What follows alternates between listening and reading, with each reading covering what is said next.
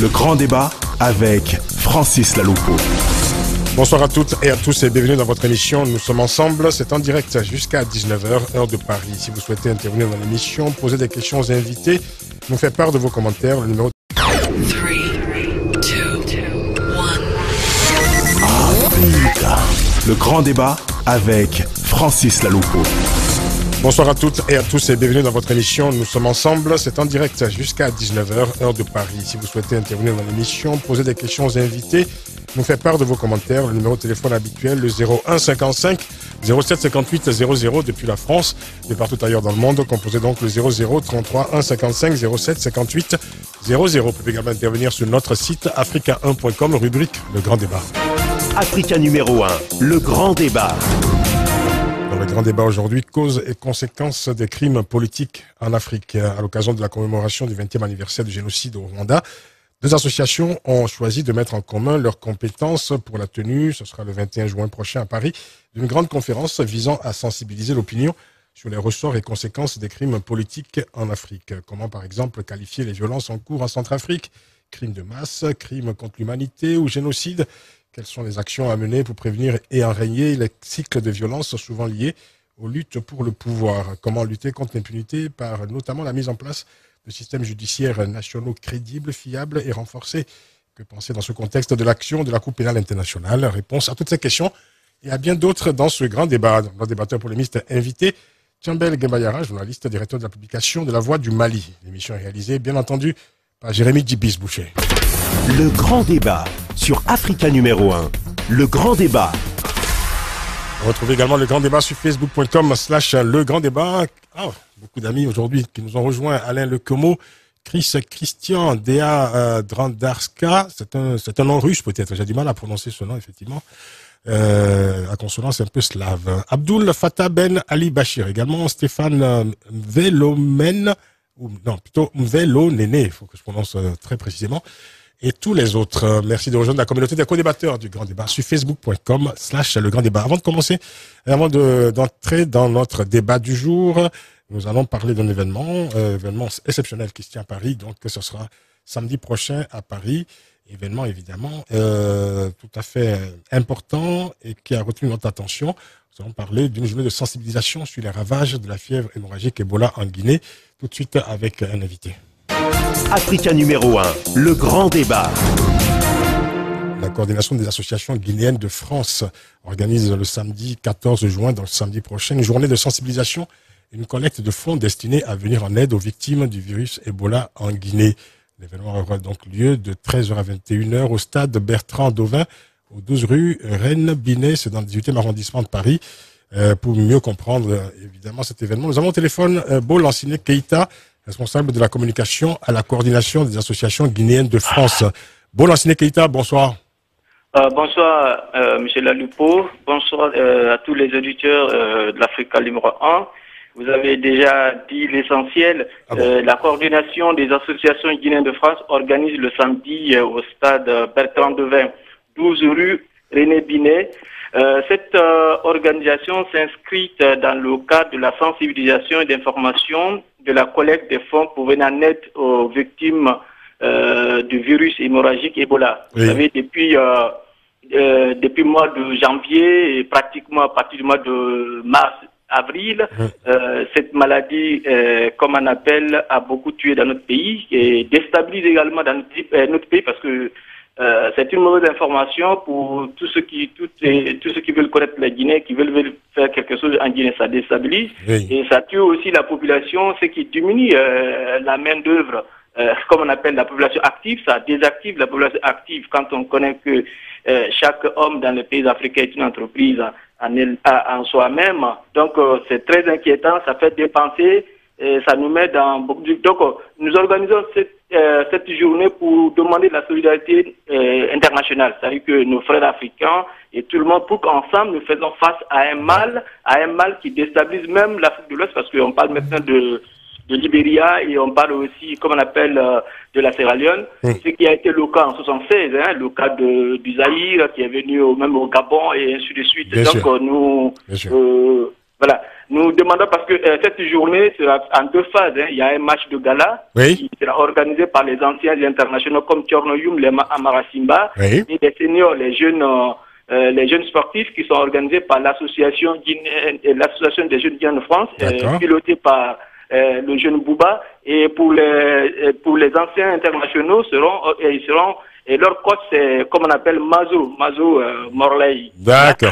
Un international guinéen. Après, il y aura un concert animé par Durabari, Papa Diabaté et d'autres artistes qui viendront. Et en même temps, nous profiterons les spécialistes, nos grands médecins vont expliquer, donner les informations, c'est des spécialistes qui vont donner des informations précises qui sont en communication directe avec la Commission nationale Ebola et qu'on appelle l'Organisation mondiale de la santé. D'accord, on comprend bien. Voilà. Vaste programme donc. Je voudrais dire merci à Dr Antoine Koné, qui est neurologue à Limoges, qui est vous le direz merci directement samedi, puisqu'il sera là.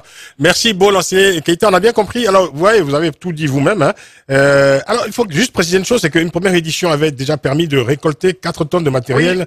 Oui. Aussi, c'était une somme d'argent. La première édition, c'était le 12 avril, qu'on appelle à la République, où on a la CAGF a eu 630 euros. Et après, nous avons fait la deuxième à la mairie de Vitry, où nous avons eu 2 tonnes de médicaments, et où les élus de la mairie de Vitry, qu'il faut saluer, les Bertrand, Guy Laverty et autres, qui nous ont donné un grand coup de main avec l'exposé de M. Roger Bongo et Dr Antoine Condé. D'accord. Voilà. Et après, il y a eu une autre association guinéenne, Omega Collectif Ebola, le 30 mai, qu'on appelle à Saint-Denis, qui ont aussi récolté 4, comme on appelle 2 tonnes, plus maintenant les 4 tonnes que la CHF a eu. On comprend très bien. On comprend très bien.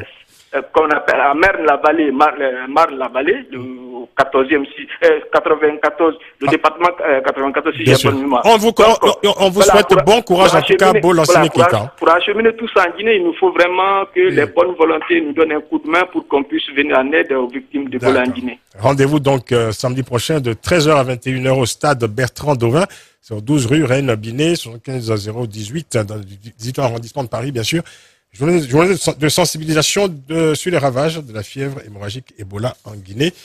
Allez donc encourager cette association, cette coordination des associations guinéennes de France samedi prochain. Merci beaucoup, Beau, l'enseignant Keïta. Tout de suite, notre débat du jour.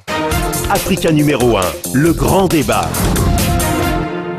Le crime politique en Afrique. Comment mettre un terme à la violence politique dans les pays d'Afrique confrontés à la récurrence des conflits? Comment éviter que les crises en cours ne dégénèrent en crimes de masse? Ces questions seront posées et explorées à l'occasion d'une conférence conjointement organisée à Paris le 21 juin prochain par le Cercle de la Rupture et l'Observatoire panafricain de la tribalité. Comment comprendre les ressorts des cycles de violence dans certains pays du continent et surtout comment les prévenir tout en œuvrant à l'enracinement d'une culture de la paix et de la tolérance. Vaste sujet, bien sûr, que nous soumettons aujourd'hui à nos invités. Avec nous, Maître Brice Zamba. Bonsoir. Bonsoir, Monsieur Laloupo. Comment allez-vous? Je vais bien, merci. Bon, vous êtes avocat au barreau de Paris, président du Cercle de la Rupture, co-organisateur donc avec Kovalin Chibenda Kwangu, qui est lui président de l'Observatoire panafricain de la tribalité, co-organisateur donc de la conférence sur les génocides et crimes politiques en Afrique. Ça sera donc le 21 juin prochain au Palais Bourbon à Paris de 9h à 15h précisément. Nous sommes également en compagnie de David Gakounzi. Bonsoir. Bonsoir Francis, un grand plaisir d'être chez vous. Vous êtes, je dirais, une sommité.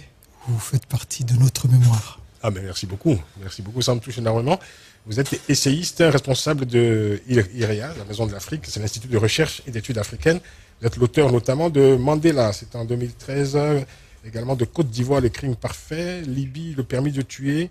Et également, vous avez écrit avec Pierre Bouyoya, ancien président du Burundi, qui est aujourd'hui donc le patron de la Misaël au Mali.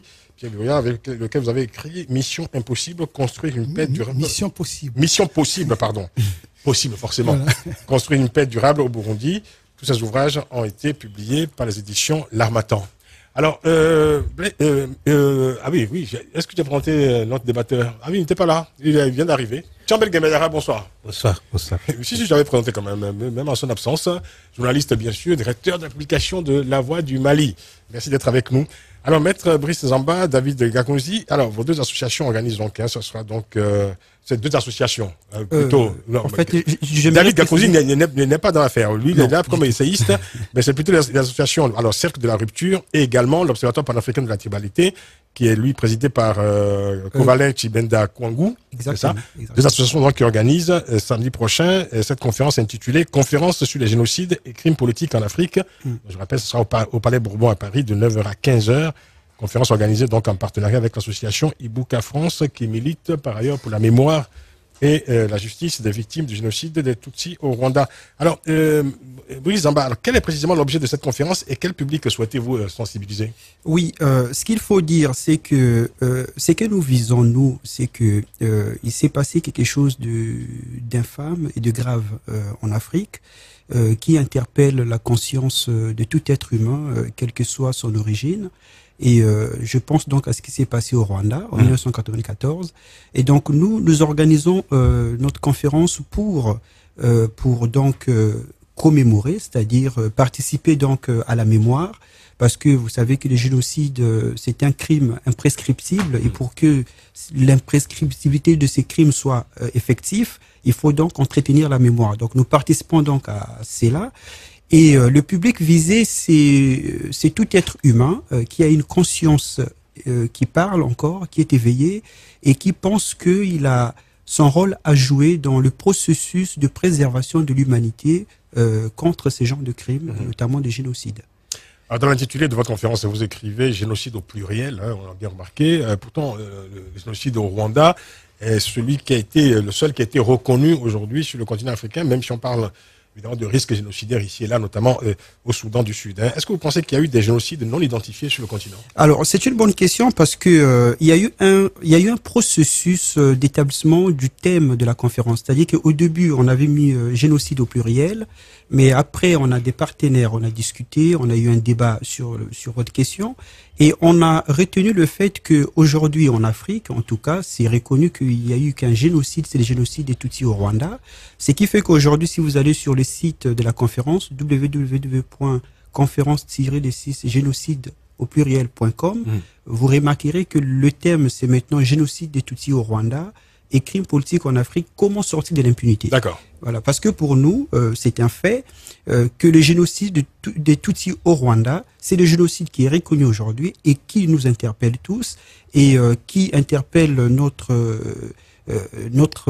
conscience et qui nous incite à réfléchir sur des moyens nous permettant d'éviter que dans l'avenir, une pareille catastrophe se déroule encore en Afrique ou ailleurs, parce que notre combat est universel.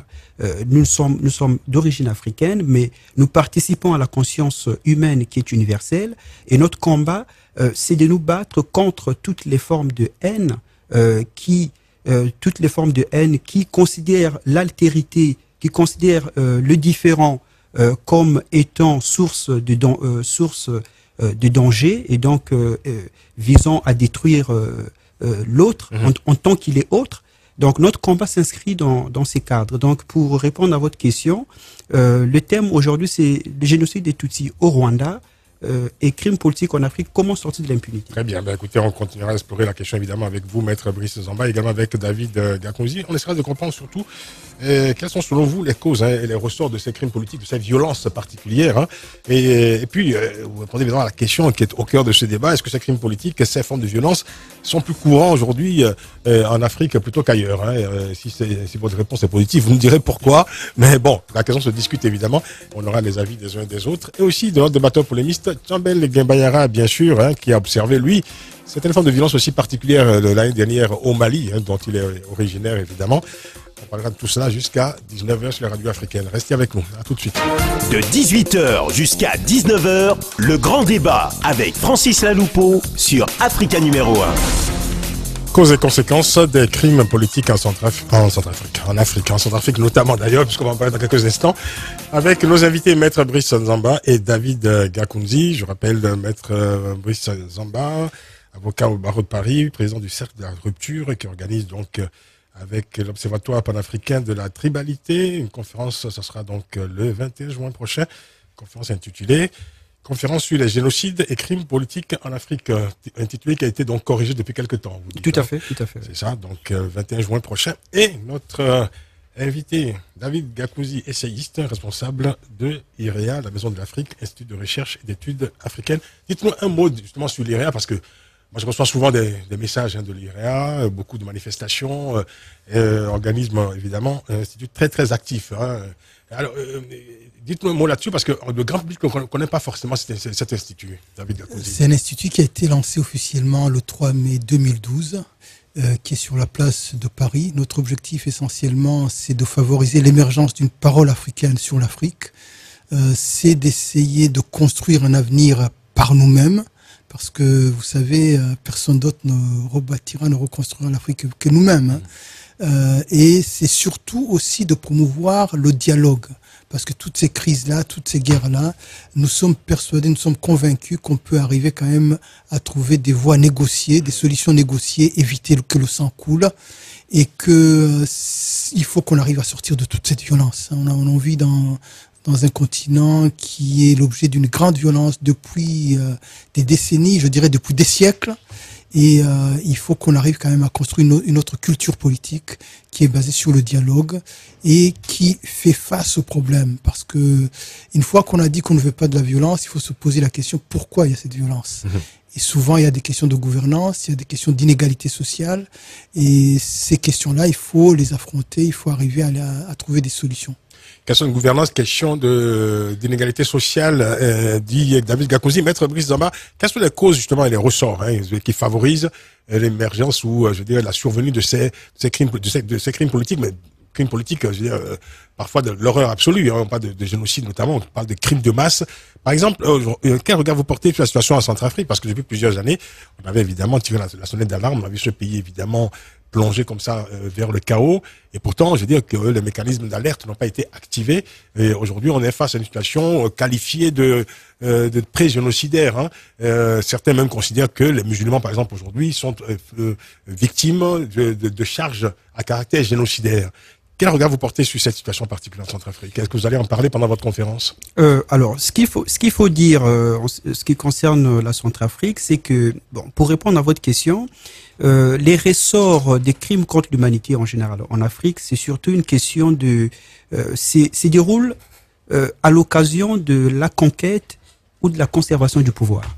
Parce que en Afrique, voyez-vous, les acteurs politiques ont souvent du mal à respecter les règles républicaines par lesquelles on doit passer pour exercer le pouvoir ou conquérir le pouvoir.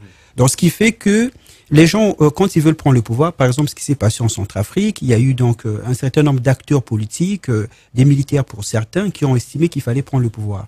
Et comme en Afrique, il y a encore un problème au niveau des idées politiques, parce que en général en Afrique, les acteurs politiques mettent souvent en avant les ethnies, donc l'appartenance ethnique ou l'appartenance religieuse en ce qui concerne la Centrafrique, ce qui fait que ceux qui ont pris le pouvoir ont été considérés d'abord et avant tout comme des musulmans, qui étaient à une certaine époque, certainement pour eux, pour des raisons réelles ou imaginées, mis de côté de la gestion du pouvoir. Donc, ils ont été considérés comme des musulmans. Quand ils sont arrivés à Bangui, les chrétiens qui étaient là ont considéré qu'ils agissaient à leur égard comme des musulmans qui voulaient se venger. Donc, il y a un rapport à l'autre, à la différence, donc en l'espèce à la différence religieuse, qui est un rapport conflictuel lié à la gestion du pouvoir ou à la conservation, à la conquête du pouvoir. Donc, ce qui se passe en Centrafrique, c'est simplement que le terrain politique des idées, donc les acteurs politiques ont abandonné le terrain politique des idées pour entrer sur le terrain de l'appartenance religieuse. Donc les chrétiens se sont attaqués comme chrétiens et se défendent comme chrétiens, les musulmans pareil. Donc ce qui fait que les ressorts de cette haine du différent sont manipulés par la politique, et malheureusement il n'y a pas encore des solutions viables. Parce que moi, quand je constate qu'il y a des quartiers entiers des musulmans qui sont évacués et que les gens sont, je dirais, déportés, le terme c'est un peu ça, pour être parqués dans certains endroits, c'est une manière, à mon sens, de procéder à l'épuration des quartiers. Et malgré les bonnes intentions qui peuvent être derrière, ça joue le jeu de ceux qui ne veulent pas de la mixité, du mélange. Oui, d'accord. Alors, comment en arrive-t-on à ça? Parce que David Gakouzi, voilà des communautés qui ont vécu, je veux dire, en bonne harmonie depuis toujours, pratiquement. Et puis tout d'un coup, comme ça, on voit survenir une sorte de fièvre de violence et de haine, et cette opposition, cette violence intercommunautaire. Comment en arrive-t-on à cela? Parce que on a bien compris, Brice Zamba le disait, il y a une instrumentalisation par les politiques, évidemment, des confessions religieuses, ou en tout cas de certains sentiments qui seraient de cet ordre-là. Voilà. Comment en arrive-t-on à cela? Parce que pourquoi aujourd'hui l'Afrique subit elle aussi ce genre d'horreur, ce genre de fièvre intercommunautaire? Je voudrais dire d'abord qu'il faut faire une différence entre les génocides et les crimes contre l'humanité ou les crimes politiques. C'est deux choses différentes. Bien sûr. Le génocide, comme on l'a vu au Rwanda, qui est le troisième génocide du XXe siècle, après le génocide arménien et la Shoah, a été une construction politique. Mais une construction politique de longue date. Il y a d'abord les divisions coloniales, où on transforme ce qui était des catégories sociales, c'est-à-dire les Tutsis et les Hutus, en, je dirais, presque des groupes raciaux. On met une fissure, on met un mur entre les deux. Après, il y aura de la manipulation politique. Et il va y avoir 30 ans de construction, je dirais presque, de ce génocide-là. Parce qu'on commence en 1959, les premières violences, les premiers pogroms, sous la colonisation belge. Les massacres sont faits avec, je dirais presque, la bienveillance de l'armée coloniale belge. Et ensuite, on aura 63, 72, etc. Ce qui fait que pendant 30 ans, on va construire un ennemi à éradiquer. Et on va préparer les gens dans leur tête en leur disant vous pouvez passer à l'acte parce que cet ennemi-là, ce n'est pas un humain comme vous, c'est un cafard. Et ce qui fait que le jour où on donnera le signal en fait de l'acte d'effacement de l'autre, les gens sont déjà préparés humainement à passer à ce crime des crimes. Maintenant, on retient bien, donc vous dites, il y a la construction de l'ennemi, la construction de l'entité hostile en quelque sorte. Exactement. Il y a une construction politique, il y a une stigmatisation, et on en arrive à la conclusion que la seule manière de solutionner tout ce problème, c'est d'effacer l'autre en fait. Et on déculpabilise le bourreau, le criminel, parce qu'on lui dit que finalement les gens qu'il va tuer ou qu'il va exterminer, ce ne sont pas des humains comme lui. Ce sont des mécanismes qu'on a vus ailleurs. L'Afrique n'en a pas l'apanage. Exactement, c'est des mécanismes humains. On a vu la même construction, on a vu le même déroulement, que ce soit par exemple par rapport à la Shoah, parce que c'était le dernier génocide du siècle. On a vu les mêmes comportements, les mêmes manipulations, les mêmes constructions, et bien évidemment derrière un État. Parce que il faut le dire, le génocide du Rwanda, c'est une construction animée par un État. Il y avait un État qui a mis en place des milices, qui a mis en place une armée, la gendarmerie, la garde présidentielle, et qui a impliqué le maximum de population dedans, parce qu'en faisant comprendre aux gens que soit ils passaient au travail, comme il disait, parce qu'il paraît que c'était du travail, et que s'ils ne le faisaient pas, ils étaient avec l'ennemi. Donc il constituait la 5e colonne. Donc il y a eu toute une construction là-dedans, une construction monstrueuse, diabolique. Et on s'est réveillé évidemment un jour, pendant 3 mois, on a eu 1 million de morts, c'est-à-dire 100 000 morts. L'horreur, le crime absolu. Exactement, 10 000 morts par jour presque. On va marquer à nouveau une pause et ensuite on écoutera le premier commentaire dans cette édition de Tiambel Gembayara. À tout de suite. Jusqu'à 19h, le grand débat avec Francis Laloupeau sur Africa numéro 1. Causes et conséquences des crimes politiques en Afrique avec nos invités, Maître Brice Nzamba et David Gakouzi, et notre débatteur polémiste Tiambel Gembayara qui nous fait part de son premier commentaire dans cette édition. C'est un sujet important qui fait couler beaucoup d'encre et de salive. Il faut pour cela se limiter certainement dans le temps. Les uns et les autres ont planté le décor. Il faut faire la différence entre génocide et crime. En même temps, je me réfère à l'histoire africaine, cette histoire, je mets entre parenthèses peut-être les États médiévaux qui ont connu certaines crises, une gestion dure. On va peut-être se limiter à la période coloniale où des révoltes ont jalonné le parcours de la France en tant que colonie. Je parle précisément pour ce que nous concerne, la révolte Bobo, la révolte du Bélédougou, ça c'est au Mali, c'est les années 1919 et 1900. Ça a laissé des germes et bien sûr un héritage. Et ensuite, tous les États qui se sont succédés de l'indépendance aux nos jours, que ce soit les États désolés des indépendances, les régimes militaires avant les conférences nationales, nous avons quand même des crimes assez conséquents de pays en pays. On ne peut pas finir de citer des exemples. C'est des conséquences de gestion, de conservation, et aussi des influences extérieures, un peu qui ont joué sur ces différents régimes, qui se sont succédés. C'est vrai, on dit en Bamara on commence à compter par un. C'est-à-dire qui tue une personne, c'est ôter la vie aux autres. Tuera 2, 10, 20. C'est maintenant la position exacerbée, organisée, comme le disait tantôt David, téléguidée et même extrapolée qui va donner cette horreur qu'on a connue au Rwanda ou au Nord Mali ou ailleurs encore. Mais c'est aussi l'impunité. On ne tire pas les leçons de tout cela qui conduit l'humanité de subir de plein fouet ces faits-là. À propos d'impunité, justement, alors parlons justement des systèmes judiciaires en Afrique.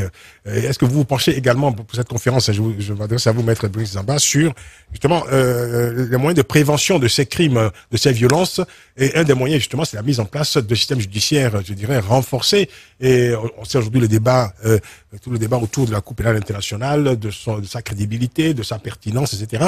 Mais la Cour pénale internationale existe et ça s'intéresse à l'Afrique. Parce que justement, on a souvent des systèmes judiciaires qui sont défaillants, non? Oui, tout à fait. C'est-à-dire que dans la prévention et la répression du génocide, parce que je pense qu'il faut faire une différence. Disons, quand on parle des génocides, les génocides c'est un crime contre l'humanité, mais c'est en fait, je dirais, c'est l'apogée même du crime contre l'humanité, parce que dans les génocides, il y a cette intention de vouloir détruire tout ou partie d'une population. À raison de son appartenance nationale, ethnique, religieuse ou autre. Donc, pour prévenir, je pense qu'il y a d'abord la dissuasion. La dissuasion, c'est notamment le fait de la répression. Parce que si dans les États, il y a donc un système législatif qui est en vigueur et qui transcrit dans les législations internes des conventions qui ont été signées, parce qu'il existe des conventions. Le 9 décembre 1948, à New York, a été signée la convention la Convention pour la prévention et la répression du crime de génocide. Donc, il y a eu des États qui ont signé ça, des États africains certainement. Il suffit simplement de transcrire cette convention dans les législations internes et aussi de faire jouer le jeu des institutions. Or, en Afrique, on le sait, faire jouer le jeu des institutions n'est pas facile parce qu'on a souvent des États qui sont absolus, où le chef d'État contrôle quasiment l'appareil judiciaire, et ce qui fait que, comme on l'a souligné ici, le crime de génocide, par exemple, est un crime qui exige une certaine organisation.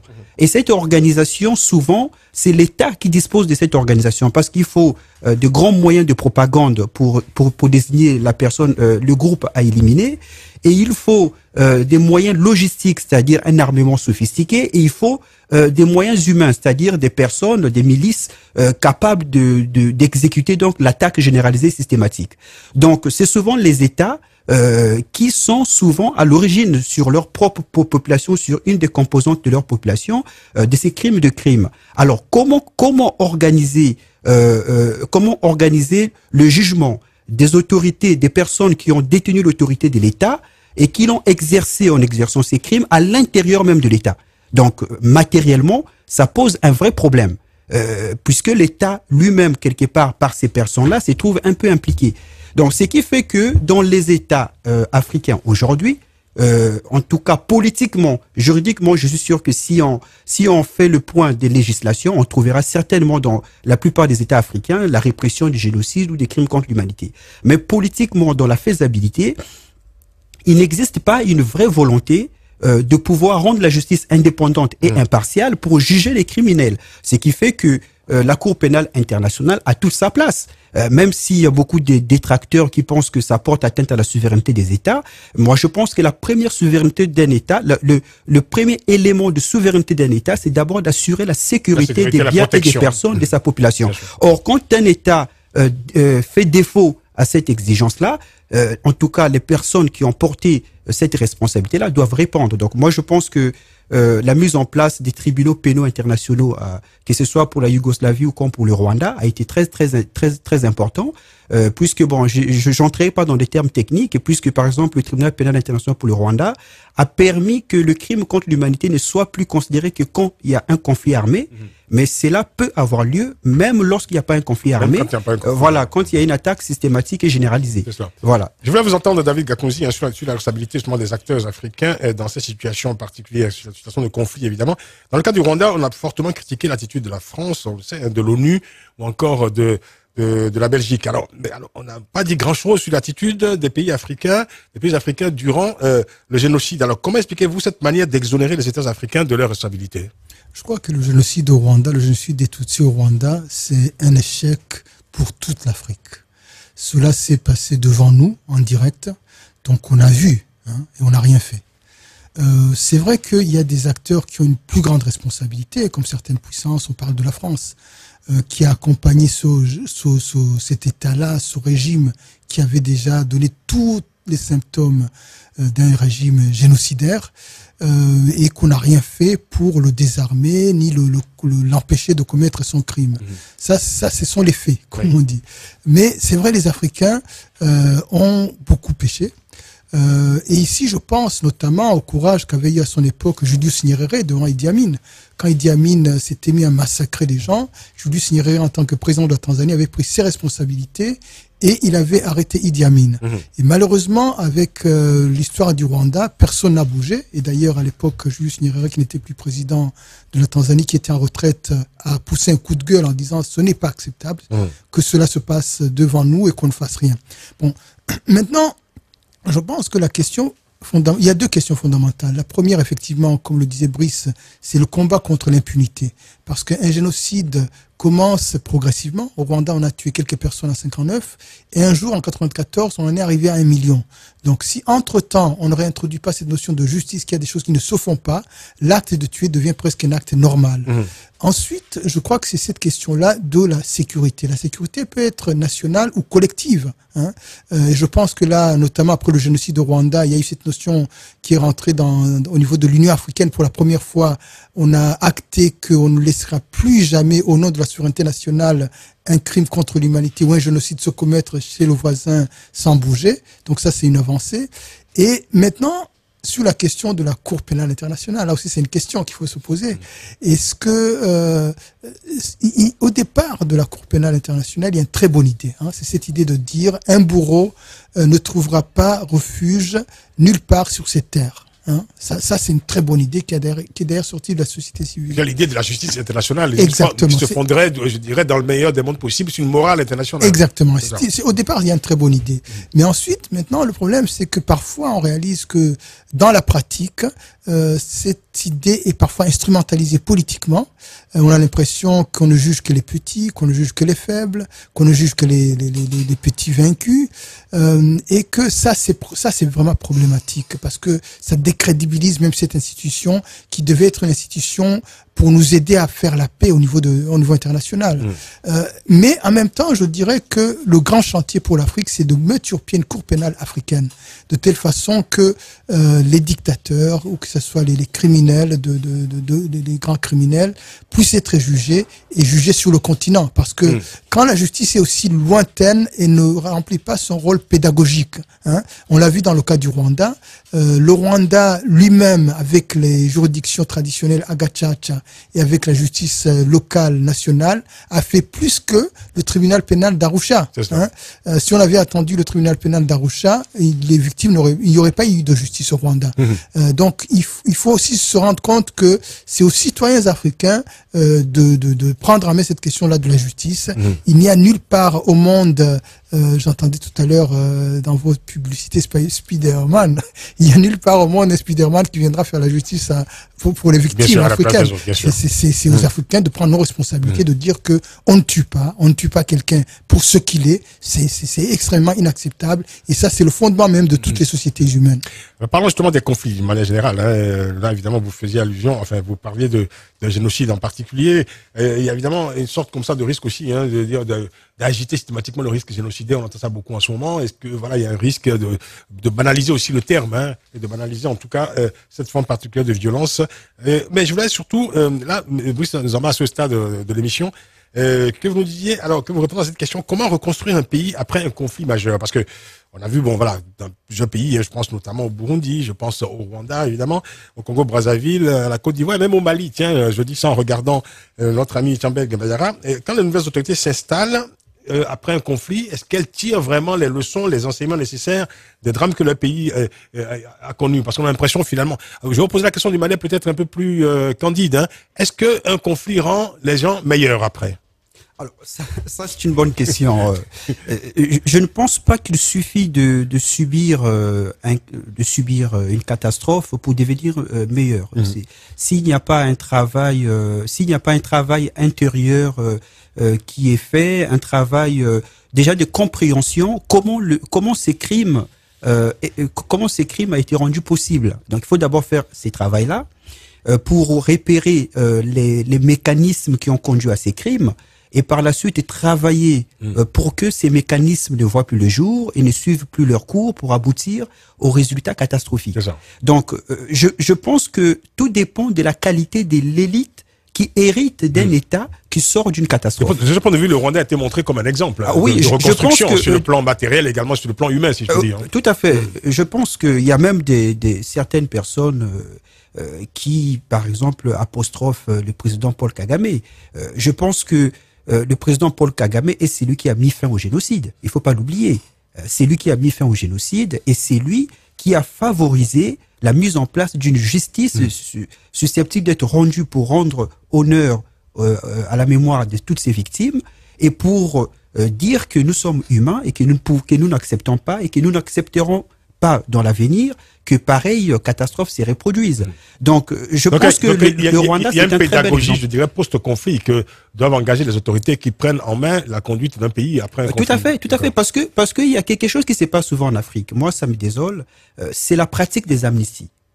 Dès qu'il y a un conflit armé, qu'il y a des massacres qui ont été perpétrés, les deux parties se conviennent, voilà, on va prendre un acte d'amnistie pour dire que finalement rien ne s'était passé, on oublie tout sur l'autel de la réconciliation nationale. Alors il y a ce autre risque, est-ce qu'il n'y a pas aussi le risque que certains régimes s'installent indéfiniment dans ce qu'on appelle une situation post-conflit et en tirent argument systématiquement pour prolonger leur maintien aux commandes d'un État?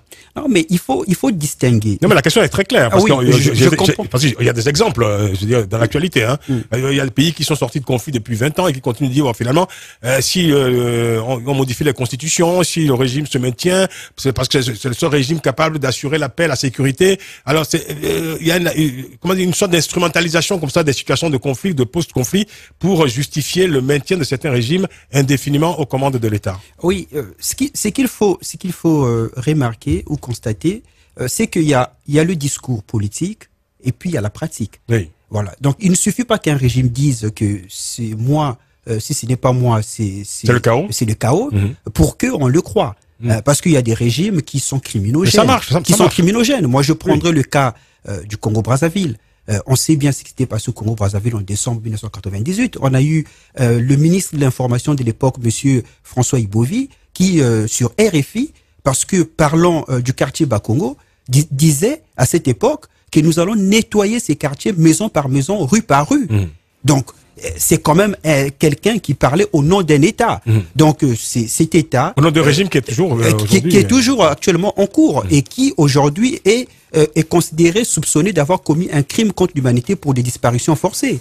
Donc, au nom de quoi on peut, exactement, au nom de quoi on peut penser que ces régimes est capable de maintenir la paix, puisque il n'a pas été en mesure, étant porteur de la souveraineté nationale, d'assurer la sécurité. C'est le même régime qui aujourd'hui, on l'a entendu encore hier dans le grand débat, estime qu'il faut modifier la constitution pour prolonger le mandat du chef de l'État actuel.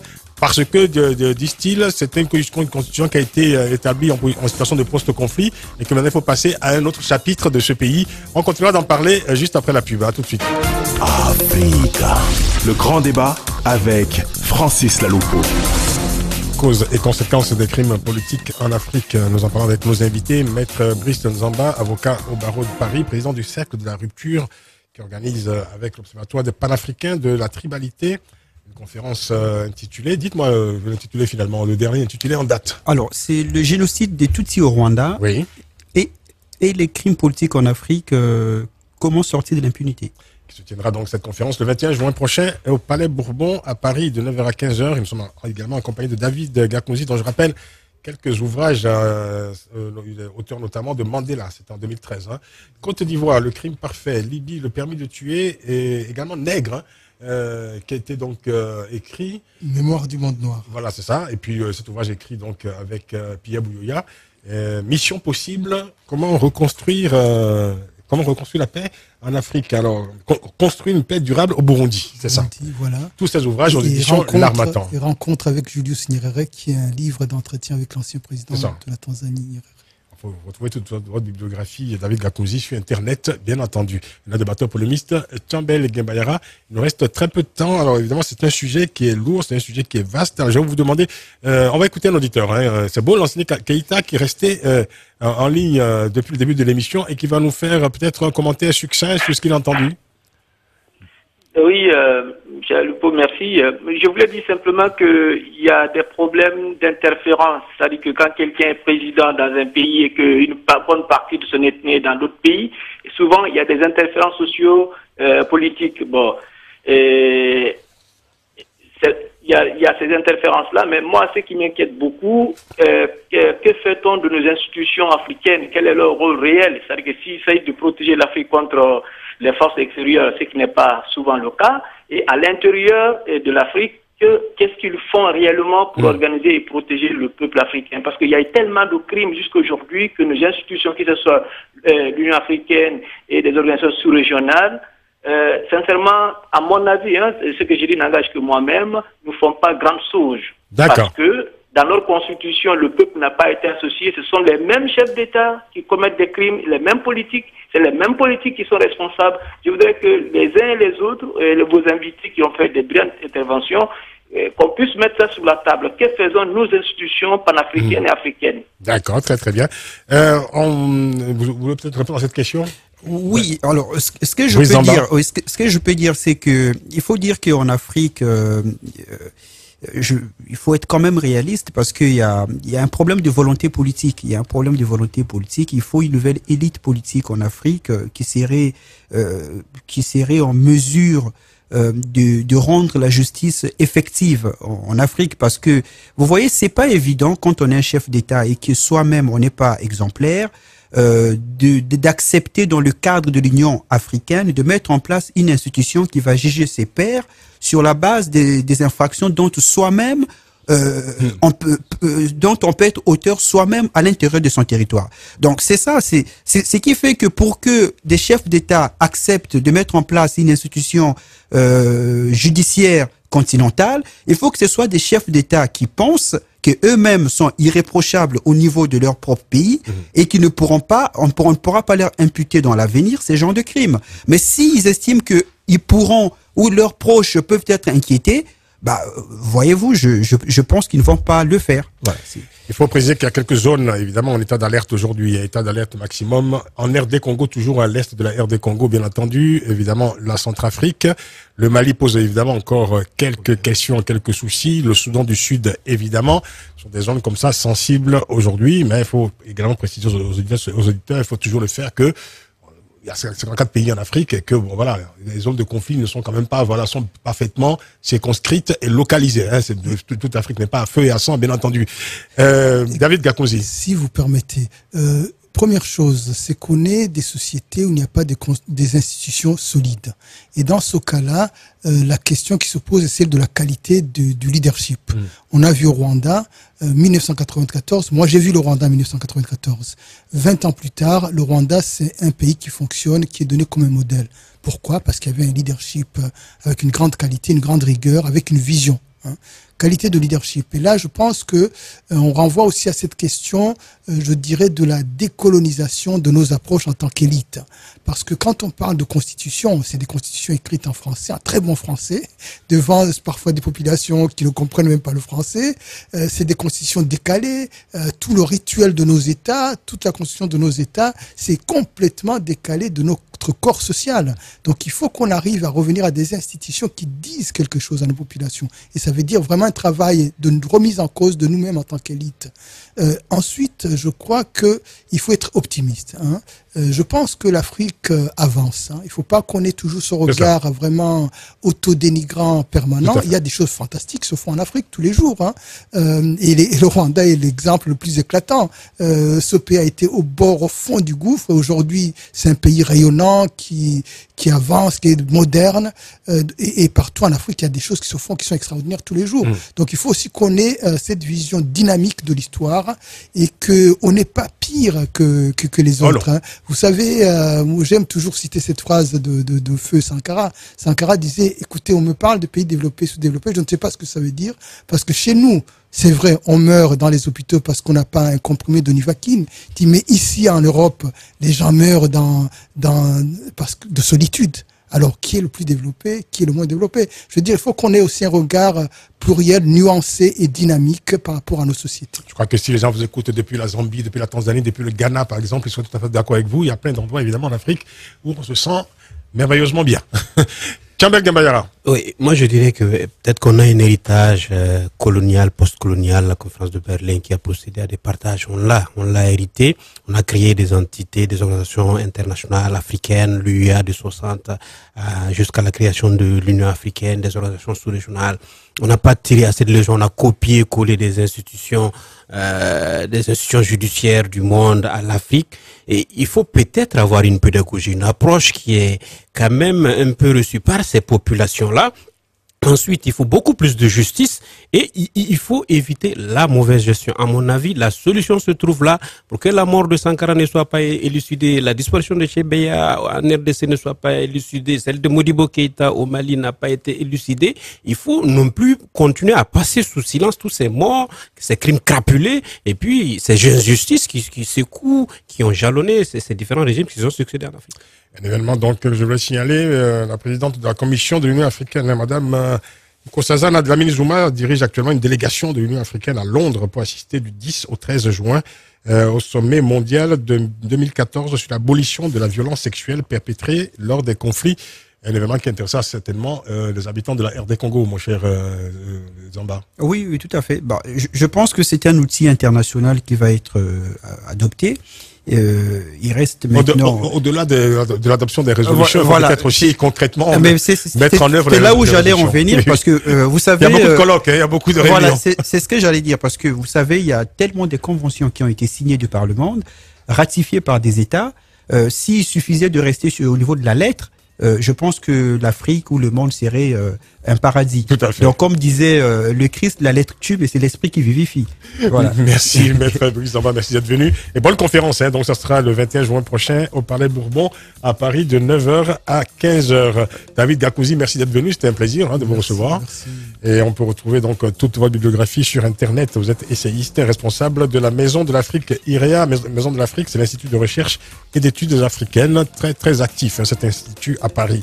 Merci, Tchambel Gambayara. Merci infiniment, journaliste, directeur de la publication de La Voix du Mali. Merci à l'équipe du Grand Débat, Stéphanie Hartmann, chargée de production, à Jérémy Djibiz Boucher, réalisateur de ces éditions du Grand Débat. Rendez-vous demain pour une nouvelle édition du Grand Débat. Bonne soirée à toutes et à tous à l'écoute de Africa numéro 1 et prenez soin de vous. Africa numéro 1, le Grand Débat.